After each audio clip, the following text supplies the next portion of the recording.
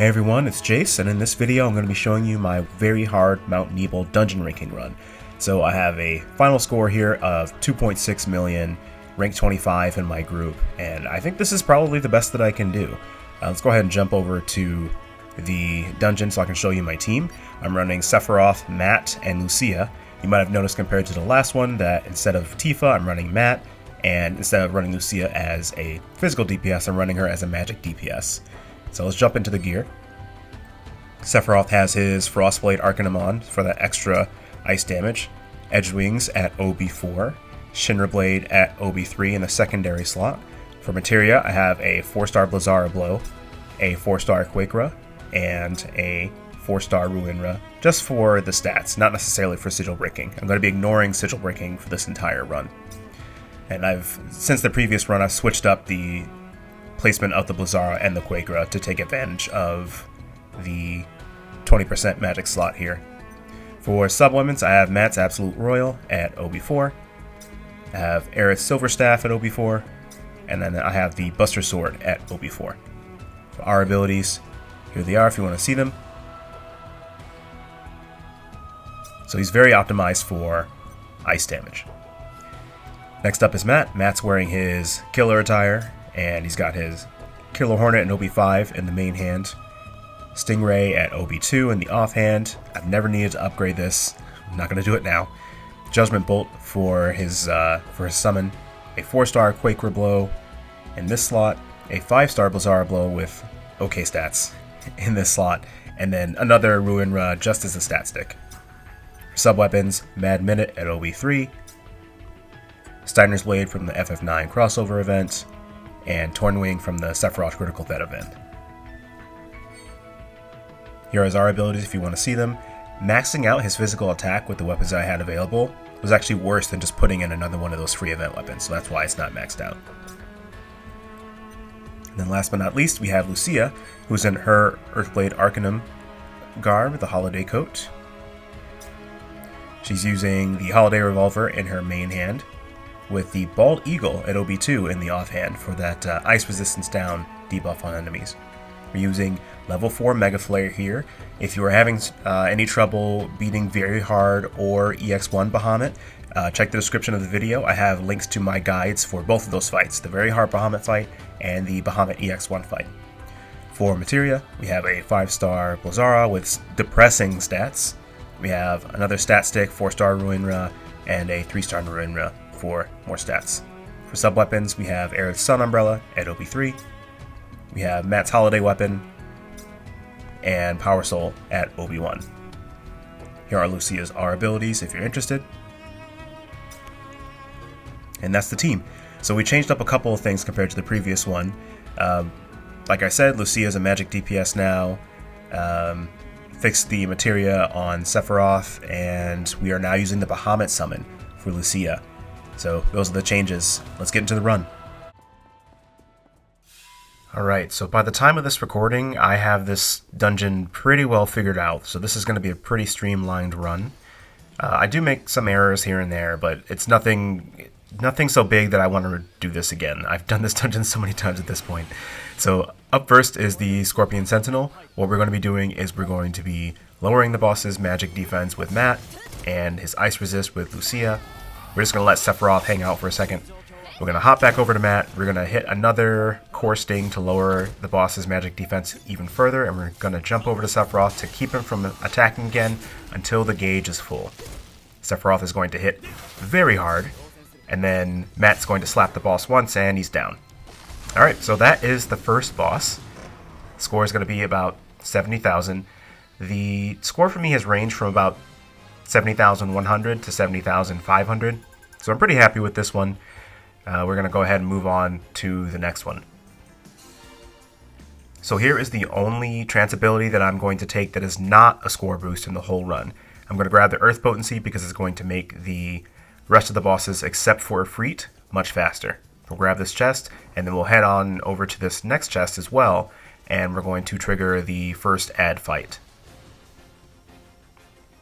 So the way that I handle this, because I don't have Healing Azuna for poison, is I target the dogs first, or the Wrathhounds, because they're the ones who apply the most poison. The Queen can apply poison as well, but if you kill the Wrath Hounds, she'll stop and she'll stop and charge up and attack, and she won't poison you. So we're able to kill those really fast with our ice abilities, and then we can kill the queen. I hopped on over to Matt there to make sure he didn't use any abilities, so he would have some ATB saved up for the next boss fight. We're heading straight over to Mole Crawler. We're not using any items. We're just going straight in.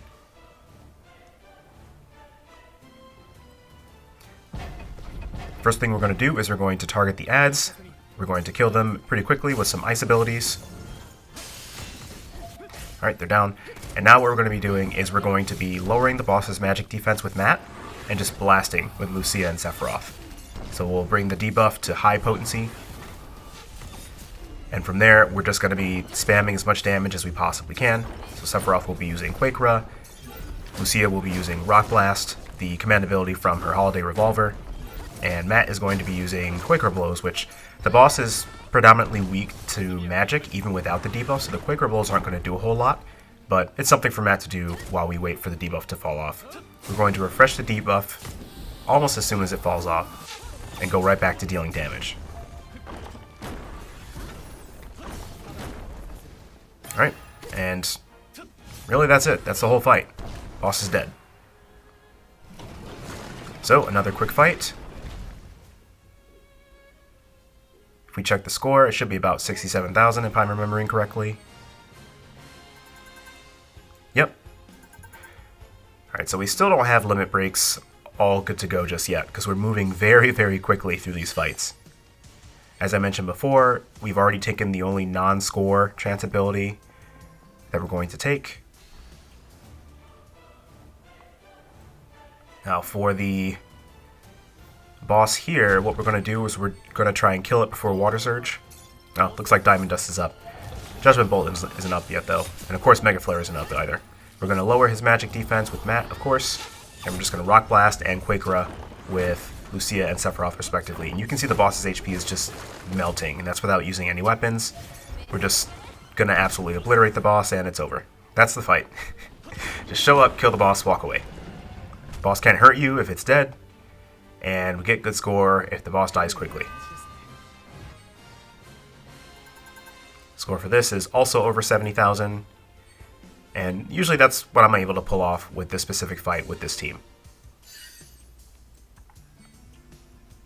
Alright, next up is going to be the Big Boi Twins.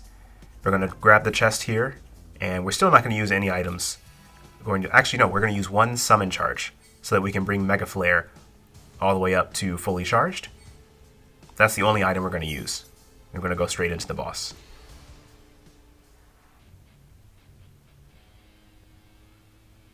And we're going to open up the fight by using all three summons at once.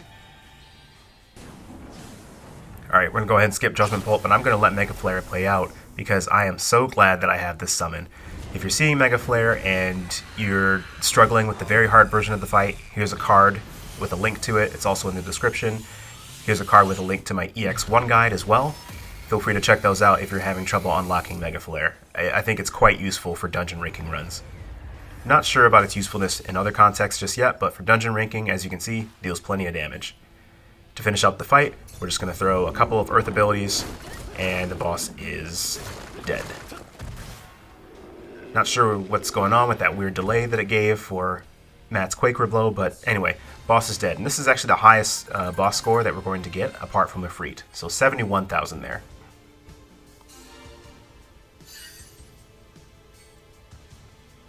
Alright, next up is going to be the second ad encounter. We're going to be taking the score boost here, of course. We're going to head over to pick up this chest and trigger the ad encounter. So this one is a little bit more dangerous, but we're going to be using the exact same strategy that we used for the first ad encounter. Target the Wrath Hounds, hit them with ice abilities. They're going to poison us, but we're going to be just fine. Just not even close. It's fine. I mean, Lucia's like not almost dead or anything. She's not going to be sitting at 1 HP by the end of this. Don't worry about it. It's cool. Matt's fine. Sephiroth's fine. Lucia's fine. Lucia's super healthy. There's nothing to worry about. Not even close.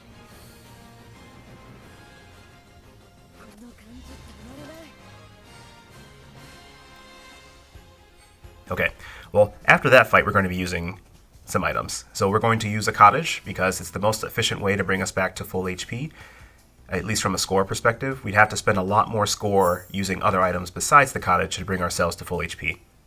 We're also going to use 2 summon charges for Lucia and 1 for Sephiroth. And that's to make sure that we get Diamond Dust up relatively quickly, and then we want to make sure that Mega Flare is completely charged. Judgment Bolt is going to charge later in the fight. We don't have to worry about that just yet. Alright, and into the final fight we go. So the plan here is to apply the Magic Defense down debuff for Matt and the Ice Resistance down debuff from Lucia, and then go into our summons. We're going to be using summons to kill the bombs, so we're not even going to target them. However, I make one blunder here. I'm just waiting too long to use abilities on Sephiroth. And so because I waited too long to use abilities, Diamond Dust isn't up yet, but Flaming Breath from the bomb goes off. We cannot afford to get hit by that, so I have to use Mega Flare early. And so we're missing out on the damage boost that we would get if we had paired the two together. And if you're paying close attention, you heard Diamond Dust charge as we hit Mega Flare. I just couldn't wait any further because I waited too long to use abilities on Sephiroth. So it's probably going to cost us a few seconds on the fight, a little bit of score, but like I said at the beginning of the video, I've run this so many times. I'm good, man. I don't need to run it again. This is fine. Even if it's not perfect, I'm done with this place. Alright, next up is Charge, single target physical ability. He's targeting Sephiroth. We actually don't have anything to worry about. All we're going to do to handle this is just swap to defensive stance. Sephiroth is just going to take the hit and not die, which is all we care about. And we're going to go right back into dealing damage. So we're going to get those debuffs up like we wanted. Judgment Bolt is charging right now, and we're going to use that to interrupt the start of Ifrit's stream phase. Now, unfortunately, we also interrupted Sephiroth's aerial Frostblade, but you know, whatever, it's fine. Now that the stream phase has started, I'm going to be doing my best to control my characters to make sure that they're using damaging abilities instead of trying to break the sigils, because we can absolutely kill him before he uses his first Hellfire, as long as we're focused on damage. A little bit difficult because they'll default to using 3 ATB abilities, especially Sephiroth, and that'll keep him from using his aerial Frostblade. That's the end of the fight. So, there you have it. There is my 1.83 million score for the very hard version of the Mount Nibel Crisis Dungeon in this event.